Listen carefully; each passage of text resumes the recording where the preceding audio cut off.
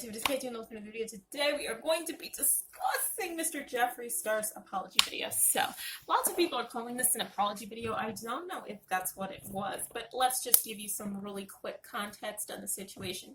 So, around this time last year, a little earlier than this, but around this time, Dramageddon 2 happened, in which case Tati Westbrook put out a video claiming that James Charles is a bad friend, a bad person, and she sort of hinted at him maybe doing some sexually inappropriate things. These accusations escalated, however, when Jeffree Star stepped onto the scene and claimed that James was in fact a predator, and that victims of James were going to step up against James alongside him. Jeffree then reneged on all of that, took it all back, said, "Oops, just kidding, sorry," and escorted himself out of the scene. Then, 3 weeks ago, Miss Tatiana came back with a video saying that the reason she put up her original video a year ago was because Jeffree Star and his friend Shane Dawson hyped her up, told her lies, gaslit her, manipulated her, made her believe things that weren't true, and basically led her hand through the situation. My opinions on that video is a whole nother discussion. We're not going to get into that right now. We're here today to talk about the response video that Jeffree put up last night. I have here my notes. We are going to get through this unedited so that this can end up on my channel in a timely fashion. So let's just jump right in. You're going to see me reach to pause a lot if I know I'm going to do something like drink water that you don't need to see. So just don't sweat that too much.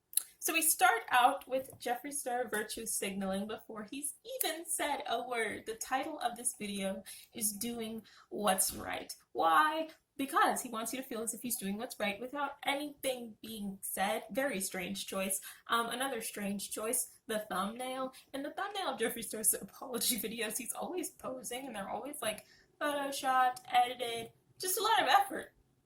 I just think that's a strange decision, but okay, live your best life, I guess. That doesn't affect me.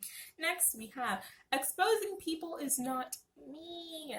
Now, I don't know where this trend comes from in apology videos with influencers liking to claim, like, in their apology, the person who did the things that they're apologizing for is in fact not them. No, Jeffree, that is you. Exposing people is you. It's exactly what you tried to do with James, and what I'm sure you've done with many people before. I don't keep up with this man, but you are in far too much drama. Furthermore, he then goes on later in the video to talk about how he has never blackmailed anyone, he's never committed any crimes, and he's never been to jail. Jeffree, I think you're a little confused on what blackmail is, because you are consistently telling us that you have dirt on everyone in the beauty community, so they know to keep quiet about you or about certain things because you are holding this evidence against them. Honey, that's blackmail. You've told us that you do this, so you can't come back now and be like, "Oh, I've never been to jail." Just because you've never been caught doesn't mean you're not doing it. Oh, come on now. No. Exposing absolutely is you, and I don't need you pretending like that was your cousin, your sister, your auntie, somebody you don't know, a complete stranger. No, baby girl. That was you. You did that with your whole entire chest. Then he goes on to say that Miss Tatiana Westbrook, has to take accountability for her own actions.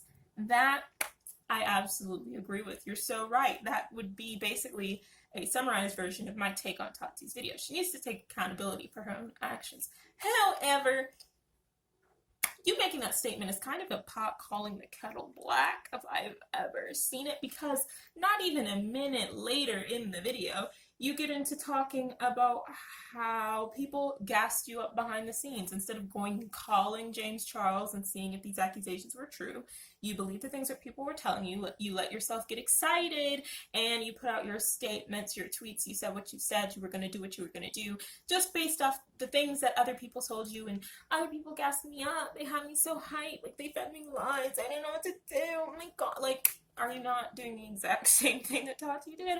Like, you can't correct someone else and then do the same thing yourself. It's not do as I say, not as I do. No, baby, you're gonna have to get them both right. This is like such a strange video, because oh my gosh, we'll get there. This whole thing is so strange. So he goes into telling Tati, without name dropping, he never name dropped her, which I find so strange because we all know who you're talking about. He goes into telling her, "You can't blame me for your actions." But then he goes and tries to blame people behind the scenes for his actions. I don't know. he moves on to deliver an apology to James Charles, basically saying, I should have called you, I should have checked in with you, I should have just found out the truth about what was going on, I should have never just believed these things, and we could have had a conversation about this, right?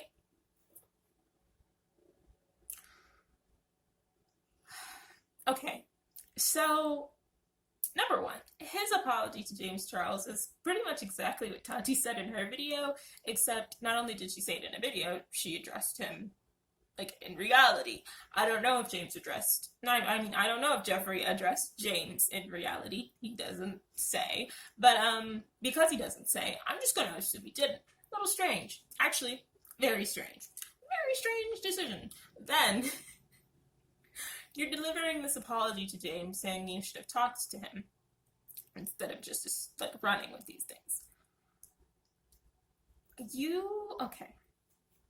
Jeffree talks about having this voice memo that is proof that James Charles is a predator. First of all, I don't see how a voice memo could ever be proof of that, unless it is a voice memo of the action happening, someone pressed record, and we can clearly hear and discern James's voice, and clearly hear and discern another voice requesting that these actions not happen. Unless that's what this voice memo is, I don't really see how it's proof. If it's just someone explaining, like, here's what happened to me, that can easily be fabricated, baby girl. And I am normally one to believe victims, I am, but it needs to make sense. You need to come at me with sense. It needs to be a little something, and we've gotten nothing from this voicemail aside from Blair White telling us that it's credible. What does that mean? Does it come from MSNBC? What makes it credible? Like, credible things are usually things that come from news sources or journals from colleges, like things where it's like you have credentials to be able to say this. What credentials does the person in this voice memo have? What makes it credible? I'm so confused about this voice memo, and Jeffree Star, knowing we're confused about this voice memo, doesn't mention it at all, doesn't bring it up not one single time. So you're issuing this apology to James, telling him you should have just spoken to him instead of running with these accusations. Whereas I feel like if you genuinely felt that these accusations were serious and real, you have no obligation to talk to James. I've been in this position where I've been made aware of sexually misconduct, that's not the right way to say that, but just bad things that people I know are doing. And did I go and check in with this person? No, I said I'm not about that. We're already not even that close, but now we're extra not that close because I can't mess with you if you're out here doing this. And I feel like Jeffree being in the same position is valid. You saying you should have gone and talked to James, okay. But the only reason you should go and talk to James is if you have some reason to believe that these accusations aren't true. So if you have some reason to believe these accusations aren't true, why are you coming out like they are? Why are you waving this voice memo around every chance you get? Why are you letting all these people listen to it, but not the general public? Like, if you really do have victims of James Charles, first of all, why are you outing them? Second of all, why are you not even outing them and protecting future people from becoming James Charles' victims? Like, you're just saying, hey, there's victims, kind of outing these people, showing other people their voice memo, just putting this person's information out there without actually doing the work that would need to be done in order to protect them. And then you're now coming and reneging on all of that, apologizing to James. So then why was this ever a thing in the first place? That I'm finding this hard to articulate, but it's just like, is it serious or is it not serious? Because if it's serious, it should have already been known to us. You shouldn't be apologizing for it. Someone should be in jail. If it's not serious, it should have never been a thing, because this is something where someone should be in jail. You can't just make these accusations, like, frivolously. You're rich, you're famous, you have lawyers, you should know this. Why are you apologizing and then not mentioning the voice memo? Why doesn't it come up at all? Like, this is a big concern. This is a big part of this conversation, and he goes out of his way to ignore it. Just apologizes to James and scurries right along. Like, it's strange decisions from our boy Jeremiah. Then we get into the part of the video where the first time I watched this, I had to pause and, like, run around my room a little bit because it was a bit too much for me. Jeremiah goes into mentioning Black Lives Matter. He starts rattling off names, one of which he says wrong, and you can tell that he had to like edit over it because he said it wrong. He starts rattling off names and talking about how there's no important things in the world. First of all, I need you guys to understand that we can multitask.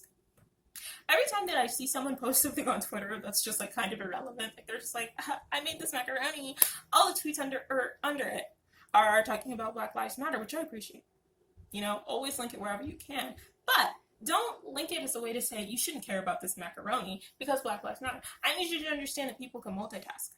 We can do more than one thing. Even activists aren't activists 24/7. They have hobbies. They have families. They have lives. People do other things. So if, for me, what this was, Black Lives Matter is going crazy. Yemen is going crazy. COVID is going crazy. And I needed a distraction. Then Tatiana put out her video and I was like, yes, finally. Some entertainment, something light, happy, and easy that I can just use to take my mind off of all of this stuff. So I don't want to hear, are there bigger things going on in the world? Because I know. I'm well aware of them. I am just taking a second away from them for my own sanity. That is perfectly okay and perfectly loud. Don't tell me that there are bigger things that I should be caring about than beauty world drama. Because first of all, this isn't just drama. First of all, if you are bringing criminal accusations up against someone, that's kind of serious. It's idiot. And then nextly, Black Lives Matter. Where's your video on Black Lives Matter, Jeffree?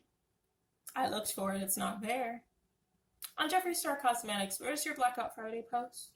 Or where even is just hashtag BLM under the last black person you posted? Nowhere, it doesn't exist.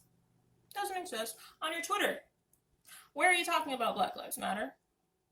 George Floyd, Breonna Taylor, where's the discussion? Nowhere. I searched for it, it's not there. I didn't even need to search for it because I knew it wasn't there, but I figured I would, just to be sure. It's not there. So why are you bringing up Black Lives Matter now that it's convenient for you? Now that you can use it, and he specifically said in his video, this isn't just a distraction. No, now that you can use it as a distraction from your actions in the actual video you're supposed to be making, why does it come up now and not any time before now? And even bringing it up now, where are the links to donate in the description? Where's your receipt? I donated 10,000. Where is it? Where's anything? Where's anything other than these words that you are using to say, hey, don't worry about what I'm doing. Worry about this other stuff.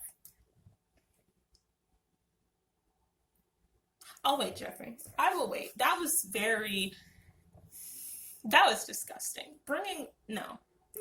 And people were trying to say that he was using it to guilt trip and basically say, you shouldn't worry about this, you should worry about Black Lives Matter. First of all, we can multitask. Second of all, as a black woman, I am not guilt tripped at all. No, sir, Mr. Jeremiah, Mr. Starburst. I can see directly through this and know that you don't care about this.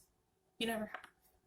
You've shown on your social medias and on YouTube, your biggest platform, that you don't care about this. You're only bringing it up now to distract from your current situation. And we all knew that. I don't have to tell you this. We all knew. I dropped my notes. He talks consistently about how he took this time to reflect, to find himself, as he says, to think about who he is, what his values are, what he cares about, and really think on his response before just giving one, right? All this reflection in 3 weeks. You found yourself in 3 weeks of sitting in your house? I feel like what happened in 3 weeks was you consulted your lawyers and your publicist about the best thing to say. And obviously they didn't give you very good advice if they told you to bring up Black Lives Matter and then support Shane in the next sentence. But I don't really see how you could have changed all this much that you're claiming, or even at all, in 3 weeks of nothing happening. I just don't see it for you, sis. He continues then to basically endorse Shane Dawson. This part of the video didn't surprise me at all. He's just like, that's my friend and I'm going to stick by my friend. I don't know why anyone else is surprised by this. I was unfazed. But then he goes on to talk about the conspiracy palette. I mean, again, he doesn't name drop it, but he's talking about it and talking about how their business was so successful and how he hopes that they inspire them because he was homeless and he works at the mall. And relevance, Your Honor, I don't see what this has to do with the title, doing what's right. I don't see how that's Yeah, and I don't see what this has to do with Tatiana's video, the James Charles situation. I even like endorsing Shane. I don't really see how your business venture speaks to Shane's character. Why are you bringing this up, Jeffree? For what reason? I'll tell you what reason, in order to segue to the next thing on my list, where in which case he talks about his own makeup brand. So, the first few minutes of the video, Jeffree's saying nothing. He keeps saying, you want me to reference the situation, but he's not referencing it. Then he references it for a few minutes, and then he spends like the second half of the video endorsing his friend, his products, and his business. That's why I don't call this an apology video. This is beyond me. This is beyond me. So he goes to talk about how he has an inclusive makeup brand, Jeffree Star Cosmetics, inclusive. Now, that claim is not completely baseless. I see how he would feel his makeup brand is inclusive. Prior to releasing the conspiracy palette, if you scroll through his Instagram, there is a woman of color, or a person of color, I should say, because he has men and women on his Instagram. There is a person of color every like 9 to 12 posts. Pretty standard for a makeup brand. I see why he would think that that's inclusive. It's not. But I get why you'd feel that way. I also get why you'd feel like your concealers are inclusive. I've looked at those shades. It's so strange because you have all these lights and all these tans, and then you just get to dark, and it's like, yeah, it's not 2 shades. He has more than that, but they're all about the same. So what really was accomplished? I see how you would think that. We've all also seen the documentary that you made with Shane about the making of your makeup, and we've all seen how there's not a single black person close to you on your staff. The only person of color who showed up in those videos who was actually doing something other than working the assembly line was that sort of brownish woman who they consulted with about the packaging. Don't know what she was. She certainly wasn't black. She didn't seem to have any input on what the shades were. Well, actually, yes, she did, because she was the focus group. She was the focus group testing. But she is not dark enough to let you know, Jeffree, that none of your shades are showing up. Your junk is ashy. Blue blood, what am I gonna do with that? What am I gonna do with that? The conspiracy palette, about half of that is absolutely useless to me. Cremated, I will cremate it because I can't use any of it. Eyeshadow is what you're known for, and your shades are ashy. So inclusive where? Inclusive where? I see how you would think your Instagram is inclusive, especially recently now that things are blowing up. You're adding more people of color, but I see your past trends. And that is just exactly what Tarte was doing before they released the Shape Tape Foundation. I see how you would think that's inclusive, but you're wrong. You're incorrect. You're incorrect. And I don't see how a racist could create an inclusive brand. It just doesn't add up to me. So he goes on to talk about how his brand is inclusive, which, again, relevance, your honor. Then we get into what's next for Jeffree Star and Jeffree Star Cosmetics. Yes, you heard that correctly. At the end of his apology video, he tells us that he's got more videos coming to his channel. He's got a makeup release in August that he gets us excited for. He does basically an ad read at the end of his video.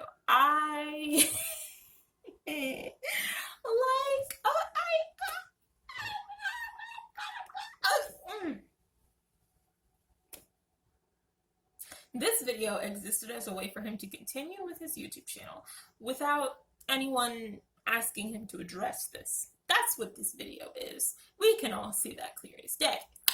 Because his fans don't really care what he does. They've shown us time and time again that they do not care what Jeffree Star does. They don't care if he's racist. They don't care if he's homophobic. They don't care if he's xenophobic. They don't care. They do not care. And because they don't care, they're going to buy whatever he releases in August. They're going to watch whatever video he puts out because they don't care what he does. They just want the makeup. Okay, they don't care. So he's released this video as a way of saying to all of you who require me to say something before you can watch my videos again, just for like the sake of your thin morals, whatever you're calling your morals, which are just, paper thin. Here's the video, okay? Sorry, James, whatever. Anyways, I got some stuff coming. That's what this video was. It was a way of saying, I know you guys need me to address this in order to keep watching me, because you can't say, oh, he's changed and he's apologized if I don't claim that I've done that. So here we go. I'm claiming that I changed and I'm apologizing to one person, sort of.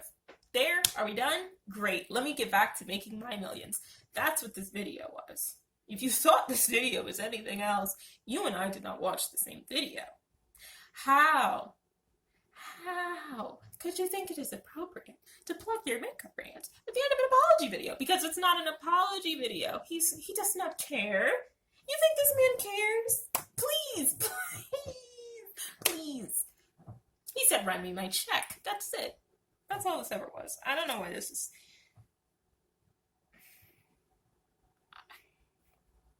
And to top it all off, the cherry on top of the cake, comments are disabled. Jeffree Star does say at one point in his video, hey, if I'm ever messing up, please tell me. And then he disables the comments.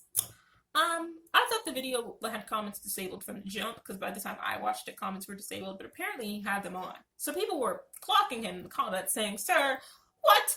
And he just turned the comments off. He said, I pretend I do not see it. Sorry, not doing it. Sorry. I watch Plumbella now. So this whole video was a whirlwind. This whole video was a mess. I haven't watched anybody else's video on it. I'm about to watch Smoky Glows right after I post this. I haven't watched anybody's video on it because it was too much. Like, what in the actual Black Lives Matter? What's next for Jeffree? Like, I can't, my brain has so much trouble comprehending this video because you said nothing, right? Then you said something very confusing and didn't mention the voice memo, which you need to mention. And then you advertise you and your friend. I'm so confused. I mean, I'm not. I know exactly what this video was. His PR team said, look, Jeffree, you're going to have to address this. Just say something, and then we can get back to business as usual. That's what this video was. You didn't do all this self-reflection in the past 3 weeks, and then come out here. And then also, I know that racists don't watch videos that Black people make. I know they don't. Jeffree specifically said that he wasn't watching anybody's videos. I don't know if I believe that. But I know y'all don't watch our videos because y'all keep coming with the same takes. And it's like, if you had seen one single thing that we said, you would know that you can't do this. If you had seen, heard one argument, you would know telling me you have a Black friend. Not relevant. Jeffree can't even tell me he has a Black friend, but I'm just saying, if you had seen anything that we've been saying for the past while, you would know that bringing up Black Lives Matter in the middle of your video is not appropriate. Because Trisha Paytas, one of your friend's friends, someone who I know you know because it's your friend's friend, Trisha Paytas already tried it, and we already roasted her for it. We already clocked her. We already said this is not the wave. And then you did it again, just to showcase that you don't know what's going on the melanated side of the internet. You don't know, and you don't care. I want to thank you guys for tuning in. This was a whirlwind. This was a lot. Thank you guys so much for tuning in. This is my first time getting a video up in a timely manner. How do we feel about it? How do you feel about it? At the time of filming this, I have 71 subscribers. I'm trying to get that number up to 100. So please hit that subscribe button, and leave a comment on your thoughts on this very ridiculous situation. Because, girl, what in the world? Ridiculous. Oh, it's disgusting. I'd like to thank you guys so much for watching. Please click some of my links off to that side of the screen. I hope you enjoyed my little notes. Let me know how you feel about these unedited videos, because I would like to do more of them. I do like talking about this drama stuff, but I can just never get the video out in time, so it never happens. Check me out on Instagram if you want to see some of my art at KAYGEE, KG Creative. Yup, I post art on there. It's super cute. And I will see you guys next time. If ever I need to upload an apology video to this channel, it will most definitely be entitled Doing What's Right. I want to thank you guys for watching. I'll see all of you next time. Until then, toodaloo. Oh, shoot. Since Black Lives Matter has come... I'm sorry, I'm getting texts. Since Black Lives Matter has come up in this video, please check out my Black Lives Matter video or the description of this video for some links on ways that you can donate, even if you don't have any money, ways to stay educated, and things that you can do to help. Okay, now let's go.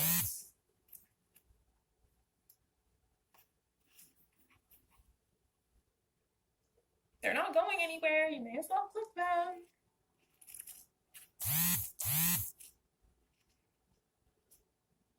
Okay, let me answer these texts, y'all. I'll see you next time.